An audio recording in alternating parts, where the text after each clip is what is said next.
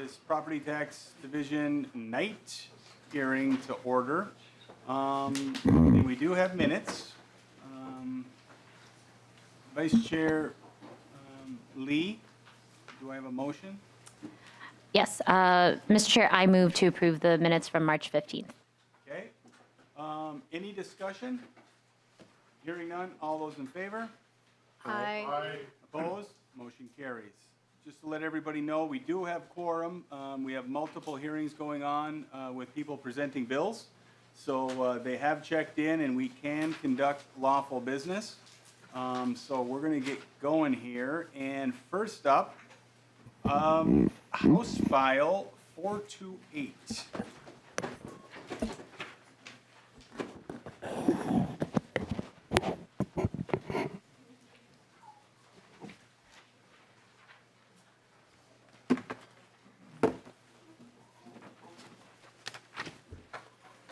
Okay, so the chair moves that House File 428 be laid over for possible inclusion in the Property Tax Division report.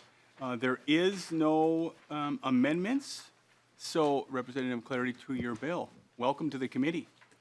Thank you, Chair Lislegard and Committee. Thanks for hearing House File 428.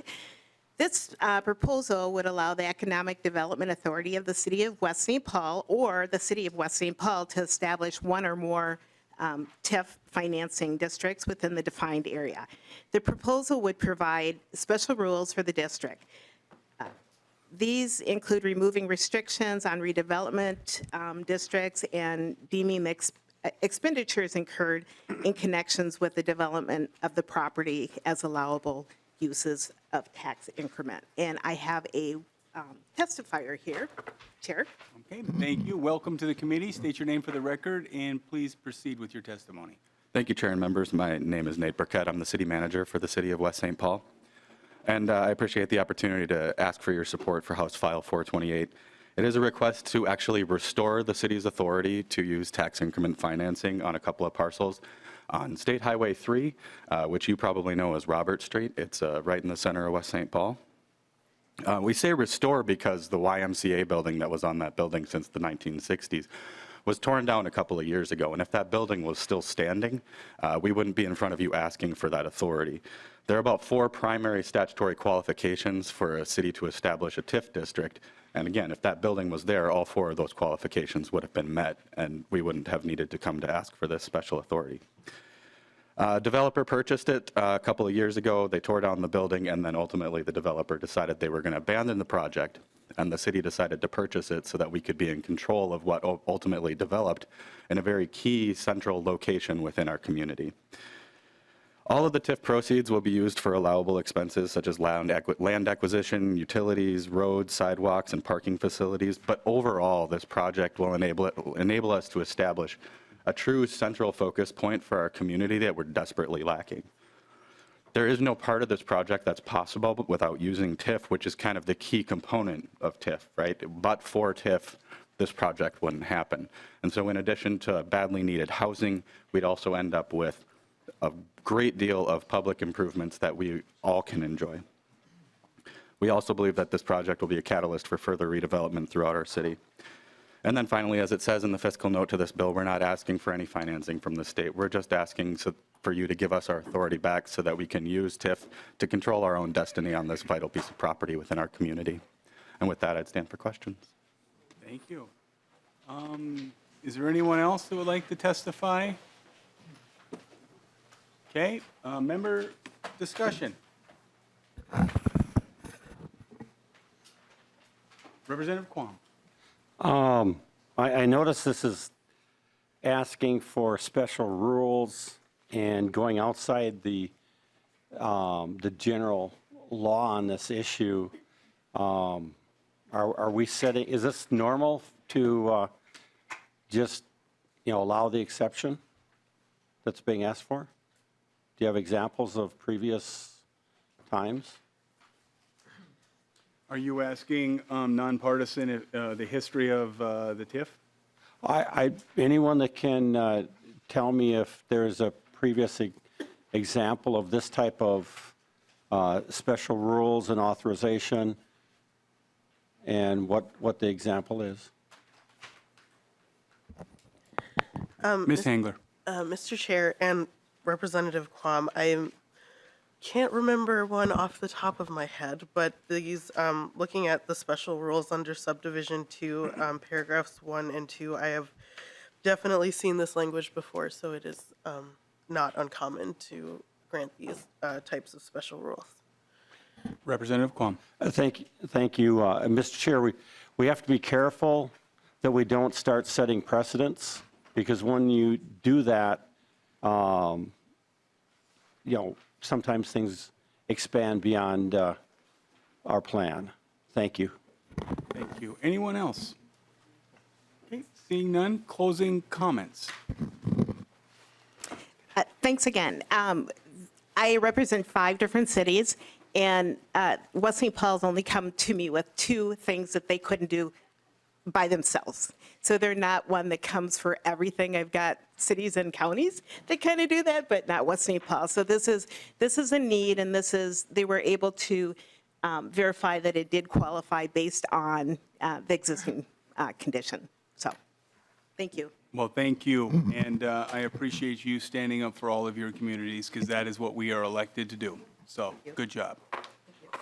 Okay, with that, Chair renews his motion that House File 428 be laid over for possible inclusion in the Property Tax Division report. House File 428 is laid over for possible inclusion. Thank you. Next, we have House File 1458. Chair moves that House File 1458 be laid over for possible inclusion in the Property Tax Division report. Welcome, Representative Koegel, to your bill.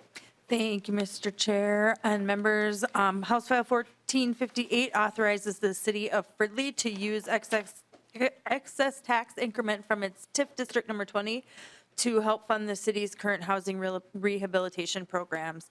House File 1458 will give Fridley the exceptions to the general TIF law, but only for those that mirror similar exceptions enacted in 2021 for cities such as Minnetonka, Richfield, and St. Louis Park. Fridley's aging housing stock needs serious rehab, and it's a challenge beyond the means of many of its residents. Fridley's median income is only 62% of the metro median income. Our BIPOC population has gone from 12% to 31% since 2000, and its longtime residents are growing older. These are people most likely to struggle with aging and deteriorating homes. The city has responded with creative and aggressive programs for rehab loans and grants, but the programs will be out of funds by 2024. There is a compelling historical reason to allow this exception to the general TIF law for this particular TIF district.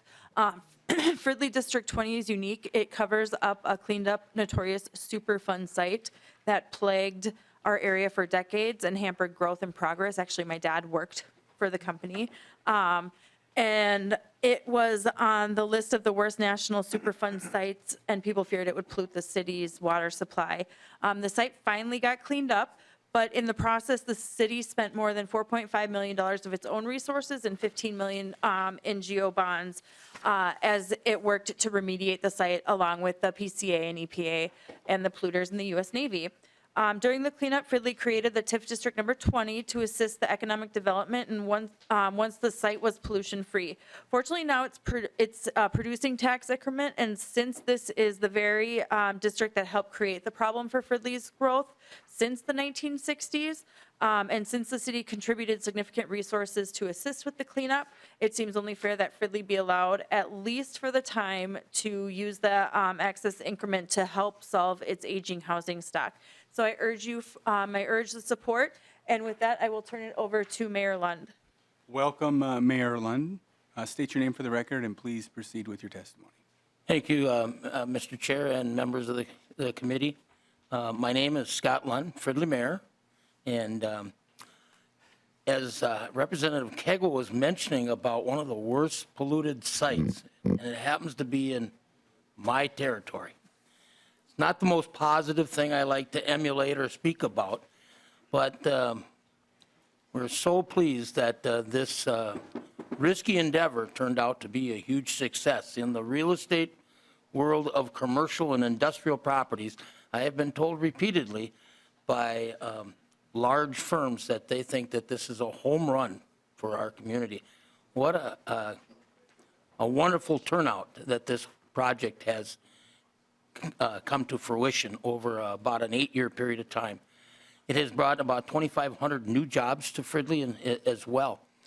So it's got a lot of positives to it. Along with that, we also changed the financing to go bonds, and we now have an excess of increment of about close to $1 million a year. We'd certainly like your permission to use some of that for the next few years in our revolving fund programs because the programs have become so successful in Fridley. Problem is, we're running out of money. So I'll give you one example. Even in our senior deferred loan program, where seniors in Fridley hopefully can stay in their homes longer, and they can get up to $25,000 in our program, which allows for at least 10 programs or 10 loans a year, because we cap out at $250,000. Well, the need is so great, and it has gotten so much, so many people have applied for it. In the first 30 days of this year, the money was all used for the year. So they can reapply it next January 1. After next year, that money will go very quickly. We will be out of funds. We cannot continue to fund that program. The monies will come eventually back to us, but they're quite deferred because it's zero interest, and we don't get that money back until that property sells, either by somebody's death or they become so incapacitated they have to get into some type of assisted living. That's just one of the great programs that we have found great success in our community. I'm asking you to help us continue with those successes. Thank you. Anyone else would like to testify for or against? Seeing none, member discussion. Representative Quam. Thank you, Mr. Chair. So is this normal to transfer money from TIF to an HRA? Ms. Hagler. Mr. Chair and Representative Quam, this was kind of a new endeavor that happened in 2021 for the cities of St. Louis Park, Richfield, and Minnetonka. And they were also, I believe, given the same kind of reporting requirements and ability to transfer funds to this type of, for these types of projects. So it's not typical, but it has happened. Representative Quam. Thank you. So were they originally designed TIF for a different purpose, or were they came forward for TIF to do HRA? Ms. Hagler. Mr. Chair and Representative Quam, I believe those may have been redevelopment districts for those cities that are using the increment for the housing under that special allowance that the 2021 tax bill granted, but I'm not 100% sure, so I'd have to go back and check. Representative Quam. Thank you, Mr. Chair. What I'm curious about is if you originally, the intent is you do TIF to clean up a Superfund, or you do TIF to do X, Y, or Z, is it normal then, once that's done, you continue the TIF to fund other things that the original intent of that TIF don't apply? Ms. Hagler. Mr. Chair and Representative Quam, I think a city would have to get a special allowance to use a certain amount of increment above the 25% for pooling for projects that are outside of the district. So if they were to use increment under that amount, that it's possible that that is happening already without needing legislative authority. So it is possible to have one project inside the TIF district and then use the increment outside of it until a certain percent. Representative Quam. Thank you. And Mr. Chair, part of the the questioning on these is a lot of people aren't familiar and they might be listening or watching, and that way they get a little bit more of a background because some of those we're hearing tonight are a little bit different than the standard. Thank you. So thank you, Mr. Chair. Thank you. All right, anyone else? Seeing none, closing comments. Thank you, Mr. Chair and members. I think this is a really, some of the things that we've been talking about. This was a super fun site that was cleaned up and redeveloped into industrial park, and also there's a really great brewery there too. And then Fridley also has we have, what is it, naturally occurring affordable housing. And so it's a spot where, we have all these great industries, companies, and affordable housing. And so I think this is just a really great way to make sure that we're keeping people in our community and keeping folks in their home. And I urge your support. Thank you. Thank you so much, and thank you for coming, Mayor. Thank you for having us. Thank you. So Chair renews his motion that House File 1458 be laid over for possible inclusion in the Property Tax Division report. House File 1458 is laid over for possible inclusion. Thank you. Thank you. Okay, next, we are going to go to House File 1463.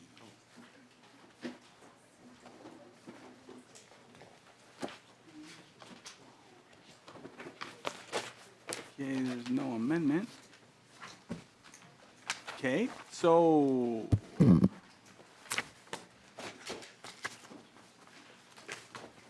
Chair moves that House File 1463 be laid over for possible inclusion in the Property Tax Division report. Welcome to the committee, and please present your bill. Thank you, Chair Lislegard. Thank you, committee, for hearing us this evening. I'm Representative Hemmingsen-Jaeger. Yes, the longest name on the board. Excited to be here today to represent my community of Woodbury in regards to a TIF for our community center, which we call Central Park. It allows the city to use the remaining increment held in a current tax increment financing district and adds an additional 5 years on the district length. I have my city administrator, Mr. Fridley, here to kind of explain some of the details. But as far as I know, there's no opposition on this bill. It made it through the previous tax, and thank you to the previous tax committee members because I believe it was in last year's omnibus. So with that, your permission, I would like to hand it over to my testifier. Welcome. Please state your name for the record and proceed with your testimony. Thank you, Mr. Chair and members, for allowing the City of Woodbury to come before you today. So as mentioned, I'm Clint Ridley, and I serve as the City Administrator for the City of Woodbury, and I'd like to begin by thanking Representative Hemmingsen-Jaeger and Representative Cha for their support and leadership in assisting the City of Woodbury. So on behalf of the City of Woodbury, I humbly ask you to consider TIF number 13 amendment as presented in House File 1463. We are aware that this type of request has been granted for many public facilities and costs the state nothing. In addition, this bill was included in last year's omnibus bill mentioned, but it did not make it across the finish line. So let me explain briefly about it. So in Woodbury, we're honored to host a great public amenity, Central Park, for the citizens of the East Metro and indeed the entire state of Minnesota. Central Park is our beloved gathering space in the city of Woodbury. We happily host people from across the region with multicultural, multi-generational educational and recreation program opportunities offered throughout the facility. We are at the point in the life cycle of Central Park that we need major upgrades, remodeling, and construction throughout the facility. This includes updates to accessibility to the facilities, wayfinding, single-use restrooms, increased multi-purpose room capacity for larger events, meetings, and public programs. So in short, this bill is about the use of excess increment, as you've heard described in other requests, and extending its life. The basics of TIF 13 as currently established are as follows. TIF 13 was established in 2001 as an affordable housing district and currently exists, will sunset in 2026. The Presbyterian Home rents 16 of their units to the Stonecrest to low-income families in exchange for the Skyway linkage to Central Park. The proceeds from TIF 13 are currently established to be used for the pay the debt service on the Skyway and to pay the development portion of the increment. As time moves forward, we get more proceeds and the developer gets less.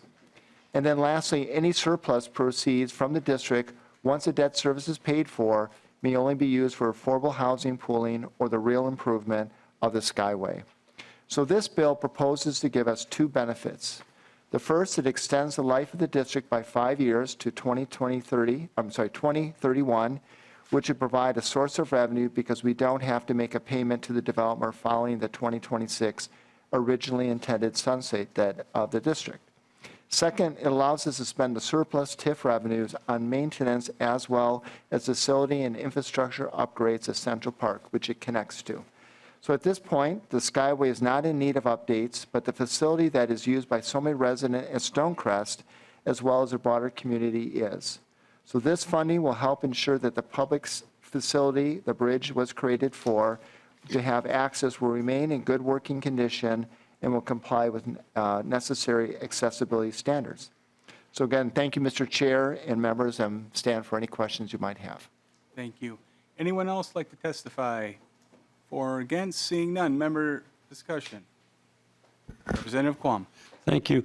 Is the project inside the boundaries of the TIF district? So the TIF district is the Presbyterian Homes, and it's the Skyway, which connects to Central Park. Central Park is a public facility, is not in the TIF district because it doesn't create the increment. The Presbyterian Homes and the Skyway are in the district. And again, the Presbyterian Homes TIF, the increment paid for that Skyway connection to our Central Park facility. Representative Quam. Thank you. Is it normal to spend outside a TIF district? Ms. Hagler. Mr. Chair and Representative Quam, it is allowed for certain districts up to a certain percentage. Representative Quam. Okay, it sounds like this might be for a period of time a fairly decent percentage of the TIF. What is the percentage that limits or has been limited to in the past? Mr. Chair and Representative Quam, if this is a redevelopment district, I believe it is 25%.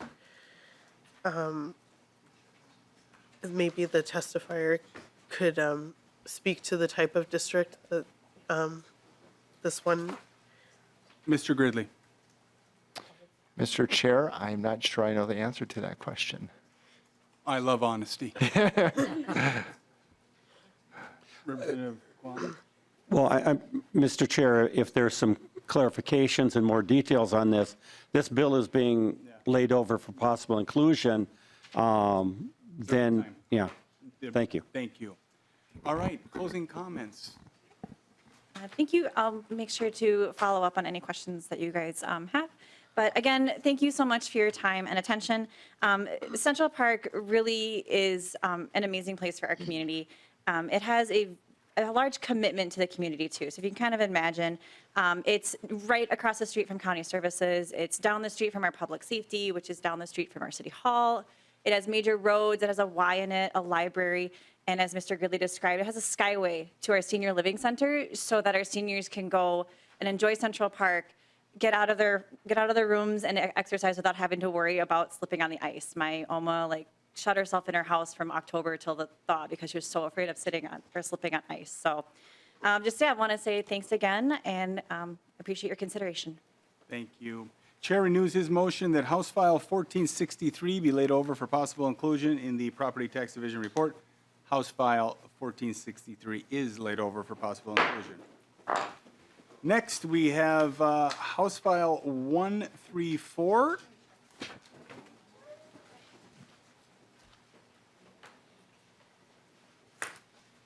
Welcome. Chair moves that House File 134 be laid over for possible inclusion in the Property Tax Division report. I believe there is Yes, there is an an amendment. author an amendment. Would you like me to move that prior? If you would, please, thank Okay. you. The chair moves that, let's see here, moves A2 amendment. Any discussion? All those in favor? Aye. Opposed? Motion carries. The bill is amended to your bill. Thank you, Chair Lislegard and members. I'd like to just, thank you for hearing this bill. I know the TIF discussion was important in our caucus, and I just want to thank you for hearing the bill. This is a tax increment finance bill for the city of Plymouth. Plymouth respectfully requests inclusion of this legislation to tackle some problems in the city of Plymouth. The TIF will enable construction of critical roadway improvements around a redevelopment site. Plymouth is also attempting to address public safety issues at a number of intersections. The site is surrounded by 3 county highways and Interstate 494, and Plymouth needs to address these current dangerous conditions by improving this public infrastructure. I would like to thank you for hearing this bill, and for those of you who served on the tax committee last year, you will remember that this is the hard-fought compromise between the House and the Senate that was included in the bill last year. And with that today, I have Mayor Washi from the city of Plymouth to provide testimony, and then I have City Manager Callister here if we need to have questions answered. Right? Thank you. Welcome to the committee. Please state your name for the record and proceed. Yeah, thank you. Jeff Washi, I am the mayor of Plymouth. Mr. Chair and committee members, thank you for having us here today. The city is seeking approval of House File 0134 to authorize the creation of a TIF district for the redevelopment of a site in northeast Plymouth, which would provide funding for public infrastructure and support affordable housing opportunities. This bill was introduced in last year's omnibus tax bill, and we are asking for your support today. The 75-acre site was sold last fall. The existing 450,000 square foot building will require demolition, which is expected to cost approximately $5.4 million.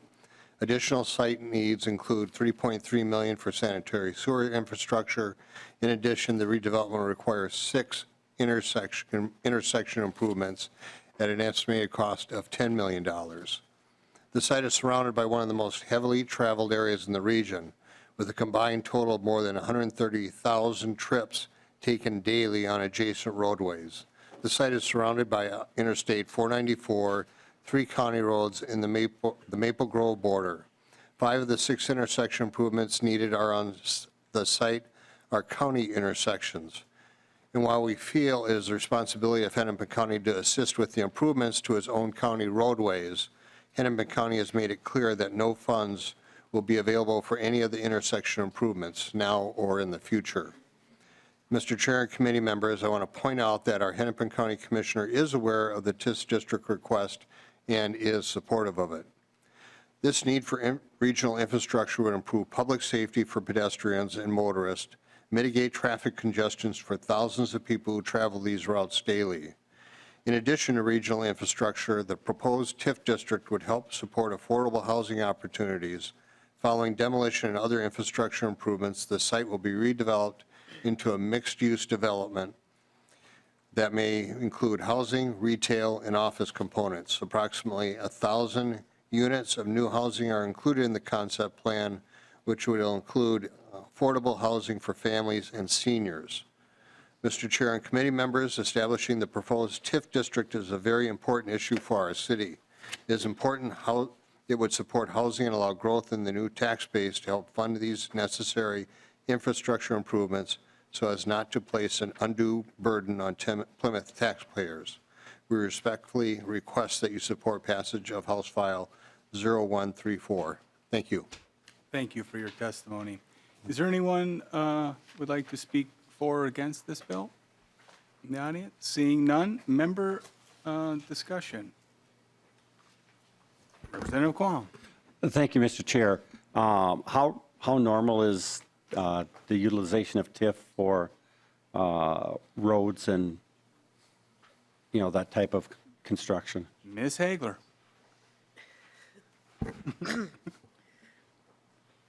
Mr. Chair and sorry, like I'm mind blank there. Mr. Chair and Representative Quam, regarding the roads, I think it's common that adjacent rights-of-way are sometimes included in the boundaries of the TIF district. And let me interrupt you, Ms. Hagler. I feel really bad, and this is what a lot of people don't understand, is we have multiple committees happening right now, and there's a lot of extra burden put on the staff. So Ms. Hagler is once again working not in her field of where she normally is, so I really appreciate, what you're doing. Yes? And Mr. Chair, I'm fine with getting clarification and additional information since this will be held over. Thank you. But one of the things we always hear is property taxes in this committee are very complex. And one of the things I'm trying to do tonight is ask some of the questions that the people are curious about and to sort of educate the audience. Plus, we do have newer members in our committee. And so I'm not trying to be tough or difficult, but just trying to add some additional information on the backside. Representative Qualm, you are bringing up wonderful questions. Some of your questions stimulates more of a thought process and for people to understand, so I do appreciate it. I want people to know, as she's working extremely hard to find it in there, that this is not her normal wheelhouse, so. Mr. Chair, may I? Yes, Representative Thank Klevorn. you, Representative Quam. I appreciate the thoroughness and thoughtfulness of the question as well. And that's why I heard your questions earlier to the other testifiers, and that's why I stated that this bill was in the last year's omnibus. If anyone has ever worked with Senator Rest, you would know that nothing is included in that bill if it's not allowed. And so, yes, to your question, it is allowed, but we do have to come to the legislature and ask for this to be allowed. So it is within your purview as the legislature to say yes or no. And that is why I'm before you tonight, to ask for your permission and consent. So thank you. Thank you.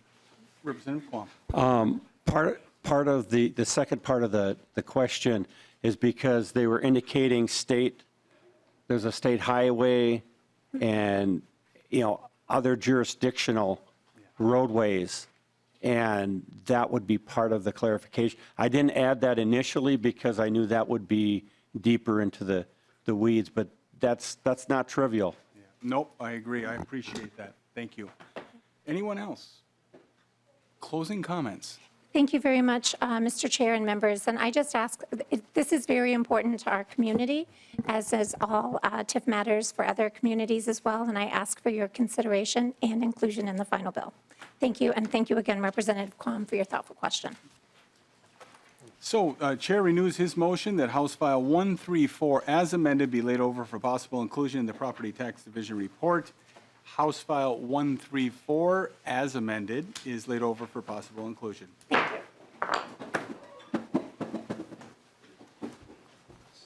All right. Let's see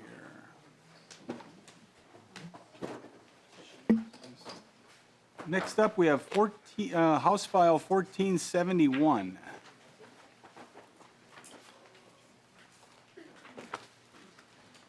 Feel like this is the Price is Right. Price is Right, remember that?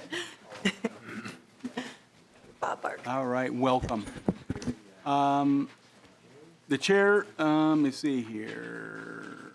Chair moves that House File 1471 be laid over for possible inclusion in the Property Tax Division report. There is no amendments, so to your bill.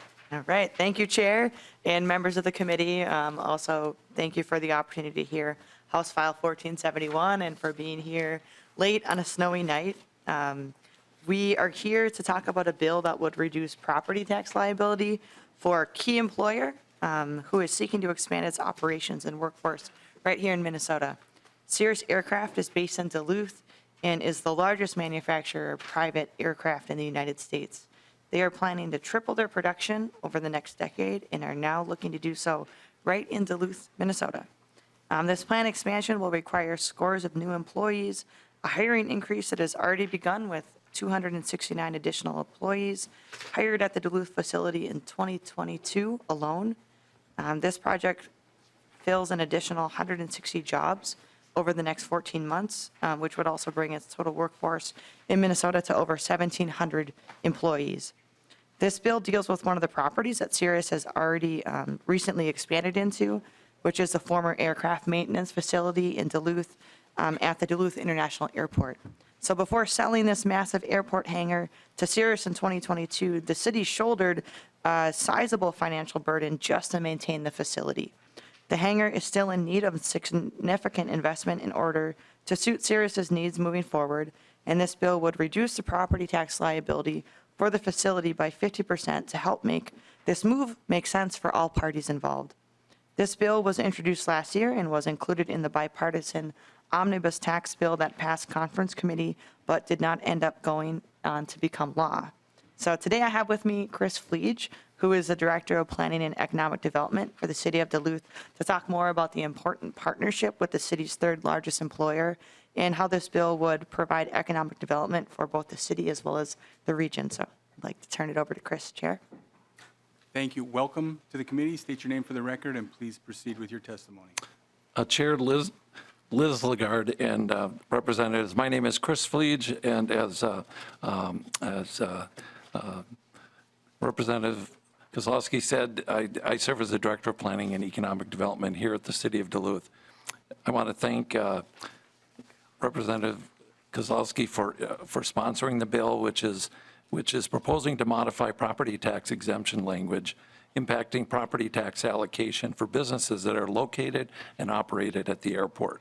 The goal of this legislation is to support economic development for aviation business cluster through encouraging capital investment and job creation. I can share a few key points of this bill that may be helpful to the representatives. First, it does not reduce other levy amounts that are collected by other jurisdictions, whether it's county, state, or city. It basically does a reallocation, and the proposed legislation would provide a transitional net capacity rate of transitioning to 50% for aviation businesses located at the airport in cities with populations between 50,000 and 150,000. So these would include cities like Duluth, St. Cloud, Rochester. Under the current language that's in the current tax code, it allows for cities that are below 50,000, such as Hibbing, Eveleth Tower. Those businesses that are located on those properties pay no property taxes. They've got a net capacity of 0. And this bill would not change that. It would leave that exemption for the smallest communities, but would create this transitional rate for the communities that are between 50 and 150,000. Please note that what is unique to aviation businesses compared to other ones is those that operate on the airport are subject to additional lease expenses, which are structured really to provide financial support for airport operations. They've got operating costs such as plowing, maintenance of pavement surfaces. I think the Duluth Airport alone estimates they've got the equivalent of 75 miles of roads that they have to maintain. They have firefighting capability on site, security, lighting, and other operating expenses. Airports do not have a levy authority, so they're not able to capture those costs, and they do that through the property leases that businesses pay. The businesses at the airport are essentially subject to this unique additional tax or cost recovery mechanism via the leases. So for example, in Duluth, basically the property taxes are about 1.1 million, but they pay another 2.3 million in lease expenses just to keep the facility up and running, and those are recovered through the lease mechanism. Businesses are not allowed to own the property, and that's really what facilitates this alternative cost recovery mechanism. I think the important thing that you might be asking is, well, why are we shifting any of that tax burden? And I think the answer really is when you think about the airport, it provides benefits beyond just those businesses. We have daily FedEx flights that come in, so it's a benefit to all businesses who receive FedEx packages.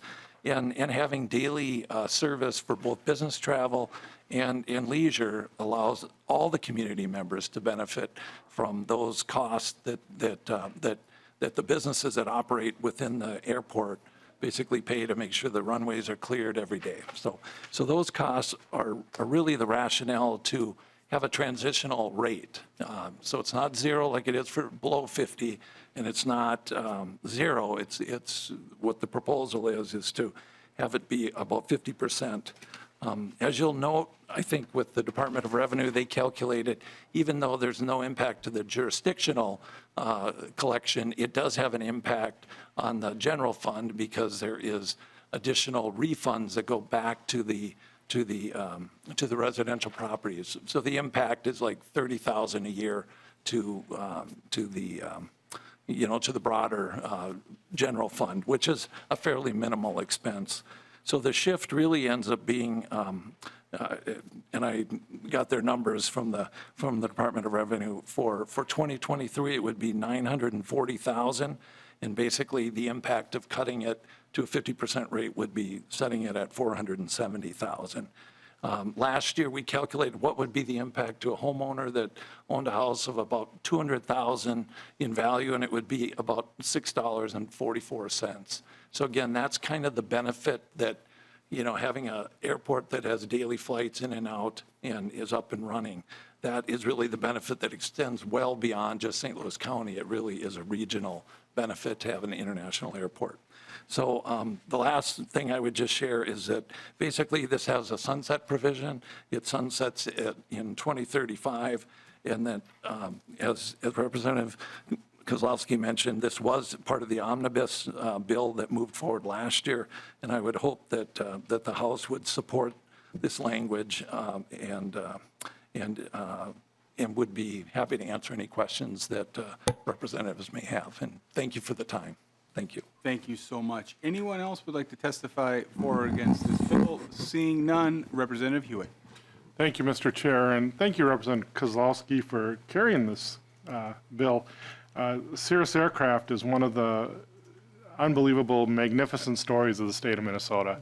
I've tracked them from day one, and they are still growing rapidly. But Representative Kozlowski, and to your testifier, if I understand this right about hangars on these airports, they're not owned by the manufacturer. Is that correct? They actually do own the structures. They own the structure, but they lease the space. They lease it, yes. And usually when they exit, they have to abandon. Is that correct? Oh, sorry. Sorry, we got to go through the chair. Oh, I'm still here. Sorry, I'm sorry. I want to be a part of it too. Mr. Chair, this is on me, not on the testifier. This is on me. All right, well, I lost it a while ago anyway. Mr. Fleege. Chair Lislegard, Representative Hewitt, yes, a number of the structures are owned by the entity. The airport owns some of the hangars. I mean, it is a mixed bag as to who owns what, but in the Cirrus's case, they largely own most of their structures, but they can't own the land. FAA requires it to be owned by the municipality, so that becomes the mechanism to get through that lease is really the only way that they can recover costs to pay for the operating costs of the airport. Mr. Chair, to the testifier.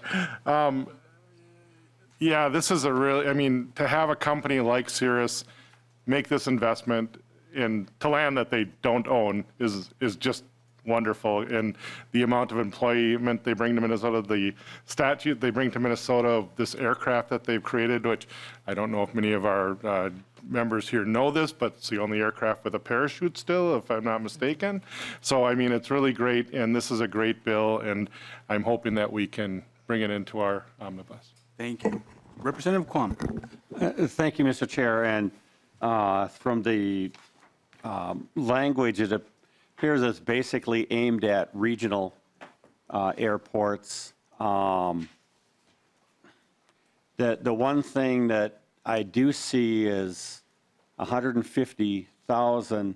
I know the next census, which will, 2030 census, it's very probable Rochester will exceed that.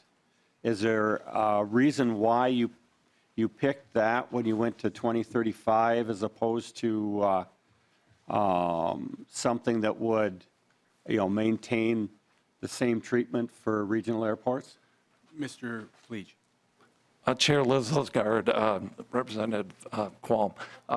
Yeah, the intention of going to 150 was to include Rochester because we did feel like they should be included. I know they are growing very rapidly. I think they're at like 135,000. So we set it at 150, hoping that they would fit within that limit. So I know we did reach out to Rochester and they were supportive of the bill.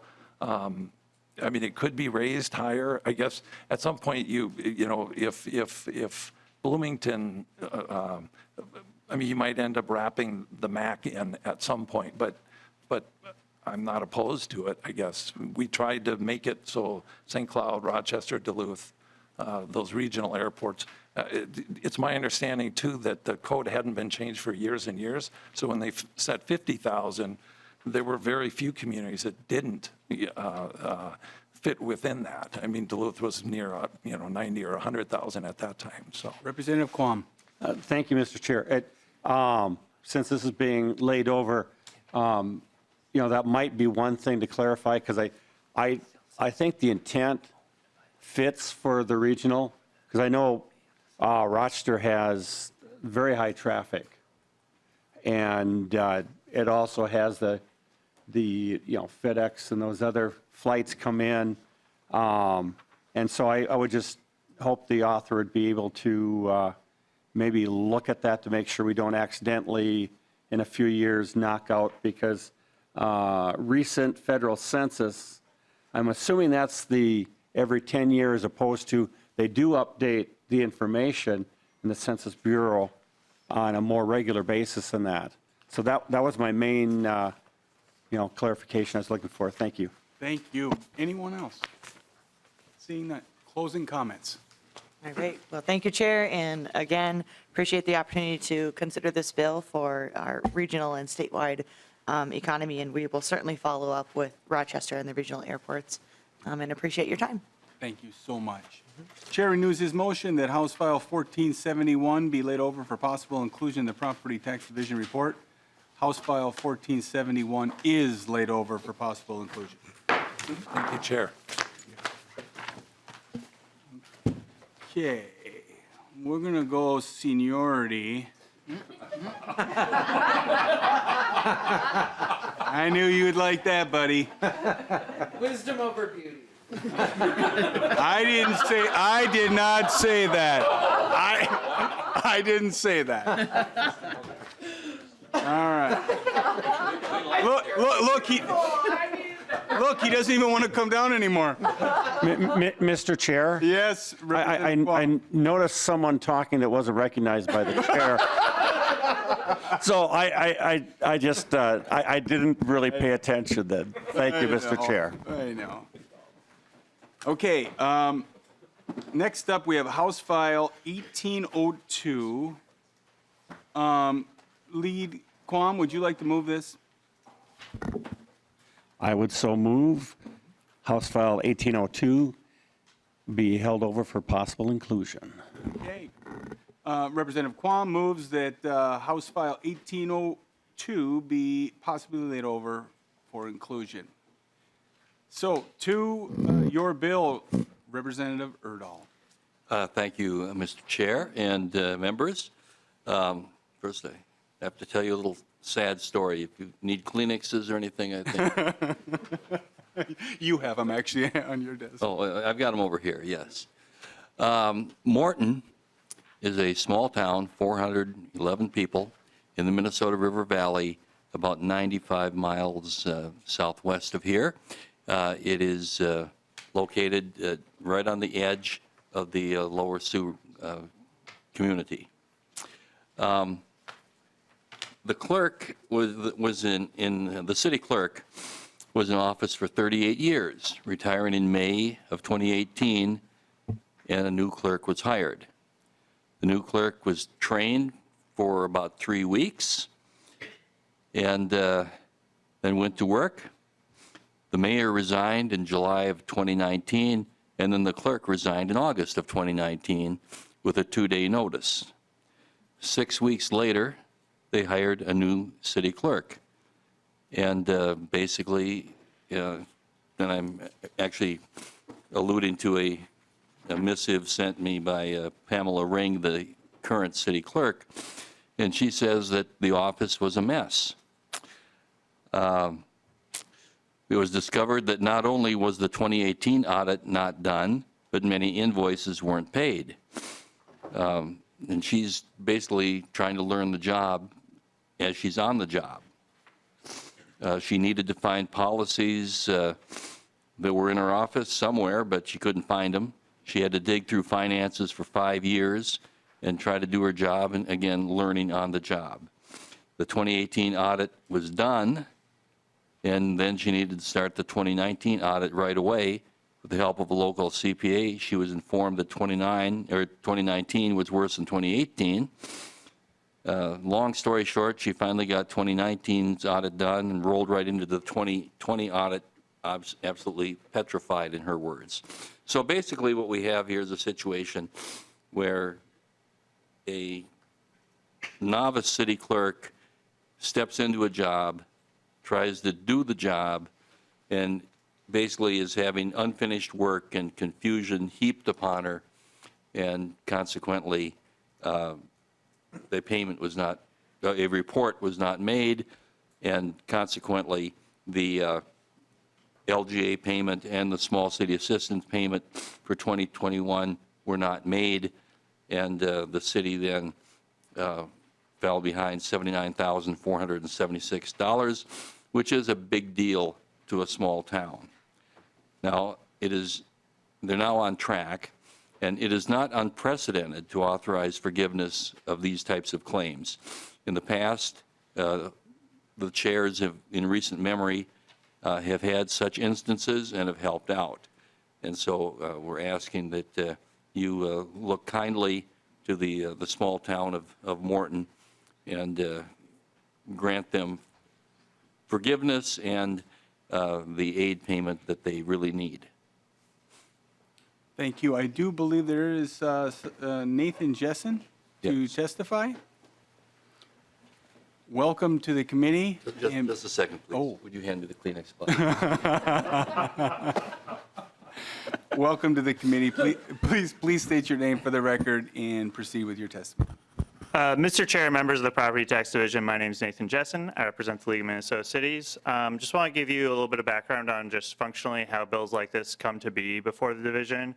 In order to determine the amounts of aid necessary each year, the state has to have uniform and current financial information from the governmental units which receive aid. So the state auditor collects data from the cities in order to ensure they have the right data. And if a city doesn't comply, it's not eligible to receive LGA. The League of Minnesota Cities works with these cities to help achieve compliance for these kind of requirements. Just for example, earlier this year, there are 37 cities that missed the first half deadline, but with help from the League and contact with the state auditor, we got 35 of those cities in compliance. I think Representative Urdahl did a great job kind of explaining the backstory here.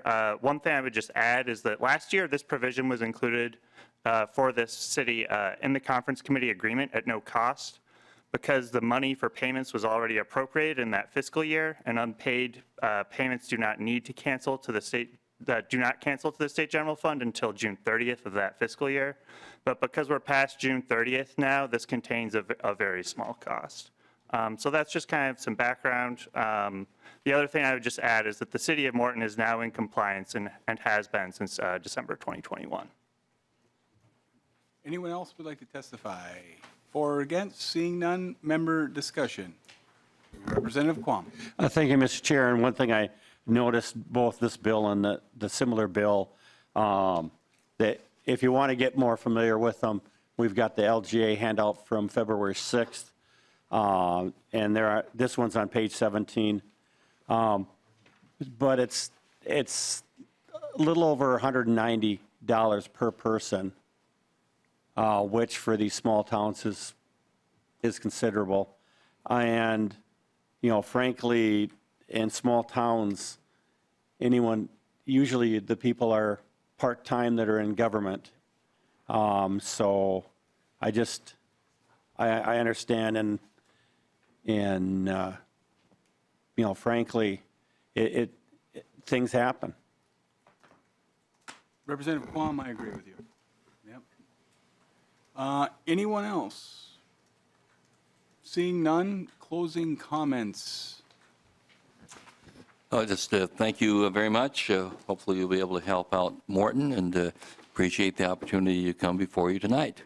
And look forward to other appearances, Representative Gomez. Thank you. We appreciate you coming. Chair renews Representative Quam's motion that House File 1802 be laid over for possible inclusion in the Property Tax Division report. House File 1802 is laid over for possible inclusion. Thanks. Thank you. Next, we have House File 2239. Welcome to the committee. Representative Quam, would you like to make this motion as well? Thank you, Mr. Chair. I would move that House File 2239 be laid over for possible inclusion. Okay, Representative Quam moves that House File 2239 be laid over for possible inclusion in the Property Tax Division report. Welcome to the committee. Please proceed with your testimony. Thank you, Chair Lislegard. I appreciate the opportunity to come before the committee today.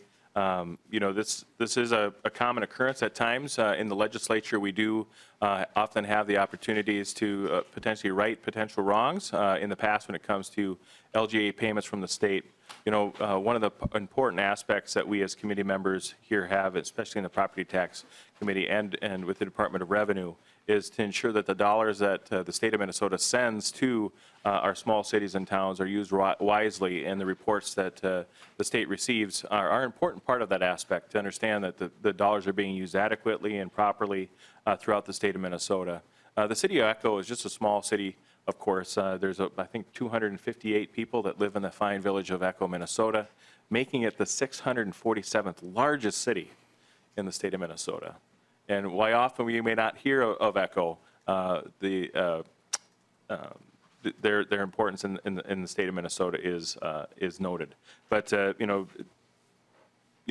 story that Representative Urdahl talked about, it was the same situation here in the city. Oftentimes, in small cities and towns that we represent, someone may go to bed just a regular person and wake up mayor because 15 of their friends decided to write their name on the ballot.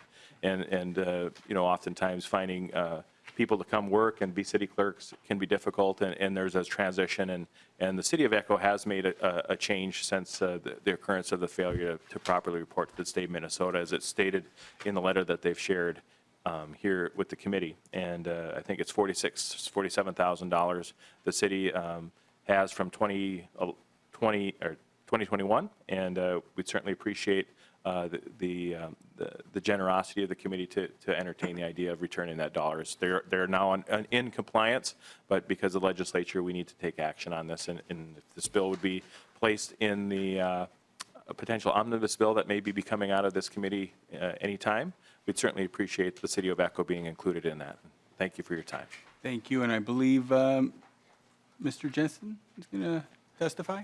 Yes, thank you, Mr. Chair. This is, like Representative Swedzinski said, a very similar story with these, particularly with some very small cities, and very similar to Morton.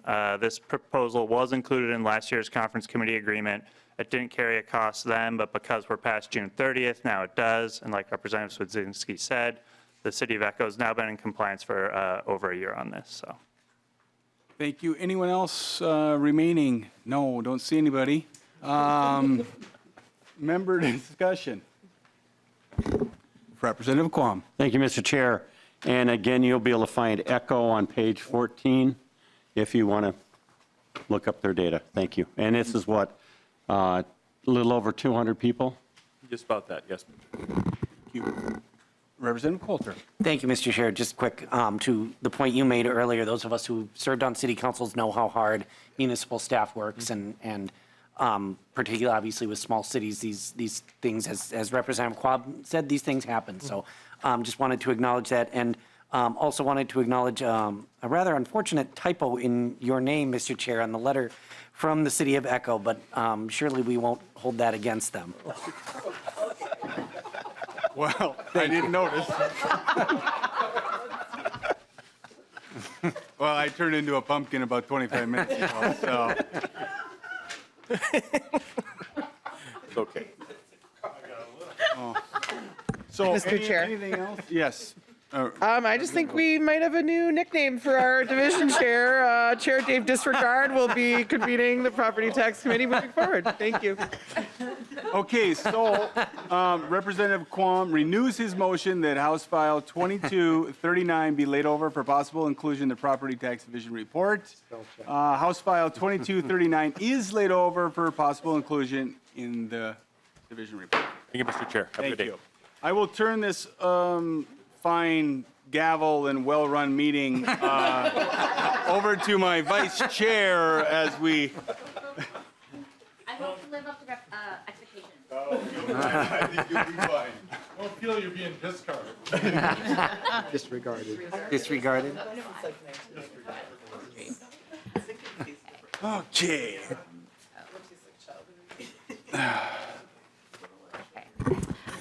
Mr. Chair, do you have a motion to move House File 1285 before us? So moved. Okay. All right, you may proceed with the bill overview. Well, thank you, Madam Chair and members. Let's see here. Over the course of the last several years, I've personally witnessed a significant shift with respects to developing market rate housing in certain pockets of greater Minnesota. There are becoming too many rural areas where workforce housing is in high demand, but the market rate residential development just does not pencil out for private investors. Cities and economic development authorities do an incredible job of trying to cobble together incentive packages that hopefully can close the gap of some of these projects. But even that has become nearly impossible in some areas. Members, House File 1285 is an opportunity to consider adding another tool to the toolbox, a mechanism that may allow cities in greater Minnesota, where I'm from, to seal the deal on certain residential developments. And with me today, I have a friend, Mr. Simonson, that can walk through the bill in greater detail. Great, thank you. Mr. Simonson, welcome to the division. Please state your name and your organization for the record. Thank you, Madam Chair and members. My name is Eric Simonson. I'm representing the Coalition of Greater Minnesota Cities, CGMC. And we want to thank Representative Lislegard for carrying what we think is a very important piece of legislation.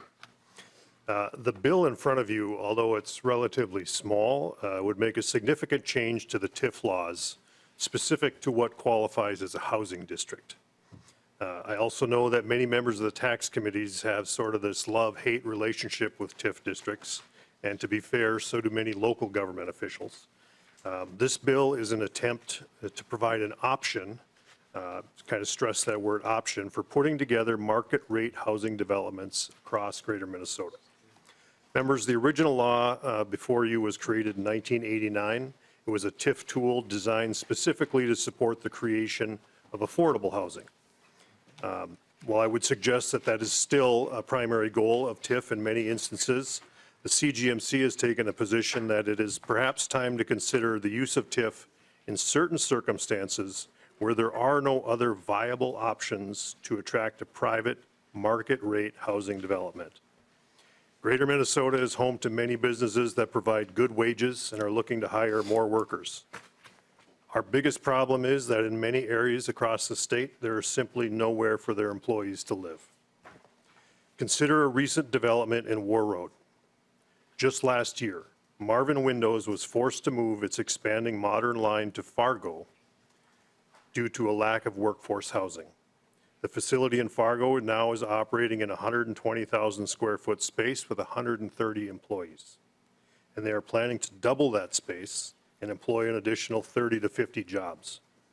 These are the type of jobs that we all should want to keep in Minnesota. Think about ASV. ASV is a maker of tracked equipment located in Grand Rapids. ASV was acquired by Yanmar, who is breaking ground on a 32,000 square foot expansion of its plant and plans to hire an additional 100 to 200 additional workers over the next 5 years. That's great news for the city of Grand Rapids. What is the problem? The lack of available workforce housing. When I first heard about this project, that number was about 400 additional workers. The biggest economic development challenges that we face in Greater Minnesota is building housing to support our workforce. Greater Minnesota is suffering from the market failure in our housing industry. For single-family homes, the cost to produce a new house is more in many areas than what the house will appraise for. For multifamily rental properties, the rents that many of our markets can support are too low to finance the construction of new units. In order for new housing to be built, in many of our communities, the project will require financial assistance from the state or the local government. Members, there are many, many programs through state agencies that provide grants or loan opportunities in Minnesota that can help to bridge some of these gaps. This House file is a new concept. It's a new idea. It would be a new tool for rural Minnesota. And to be very clear, it does not minimize the but-for provisions of TIF law.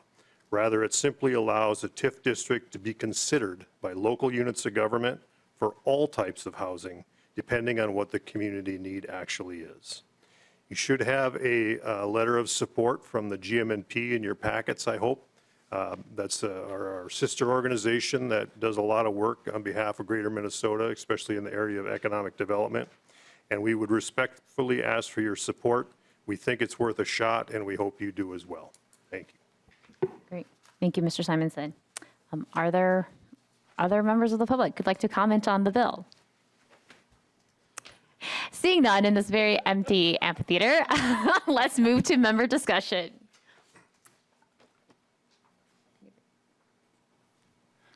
All right. Just double checking in lead quam. No, focus here. Okay. Madam Chair. Chair disregard, right? Sorry. Oh. Madam Chair, you can disregard me on this one. Okay, very good, very good. All right. Nicely played. Yes. Nicely Okay, played. Chair Lislegard, closing words. I thank you, Madam Chair and committee members. While we had a lot of fun tonight, I will tell you that this is a serious issue in Greater Minnesota. You know, it is new, but it is an opportunity to put a new tool for us, and we need as many as we can get. So I hope that you would consider this to put this in. Thank you. Great. Chair Lislegard renews his motion to lay over House File 1285 for possible consideration in the division report. The bill, House File 1285, is laid over.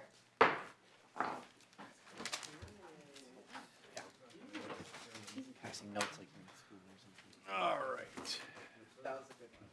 That was nice. Your jokes are usually like, 50%. Okay, so I have a public announcement here. Obviously, it's like reading a book. Okay, so for me personally, we are winding down, and I will tell you that I thought that this was a very enjoyable committee and hearing bills. I thought there was a lot of good dialogue. I will tell you that when I first was asked to do this, and we were talking about property taxes, and we focused on peeling back the onion to find out why is property taxes rising so quickly. And I think that we did a good job doing that. But now we're at a point where it's winding down. And so, Lee Quam, I think you did an outstanding job asking questions to, stimulate the conversation and to deepen the understanding of what was there. So I truly appreciate it.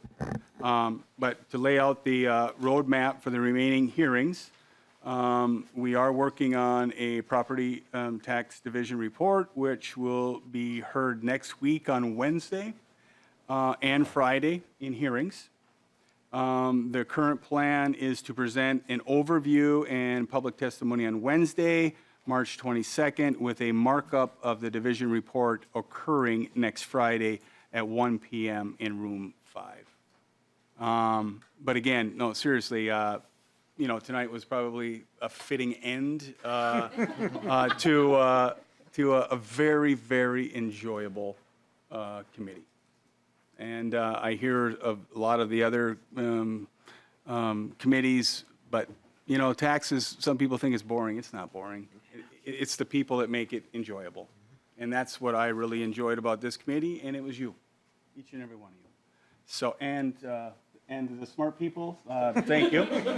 Thank you for everything that you guys have done, because I know what you guys, the work you guys have done in helping us prepare, and I know what work lies ahead for this division report and the overall tax bill to be successful, how much you're going to bring to that table. So, we are adjourned. Thank you.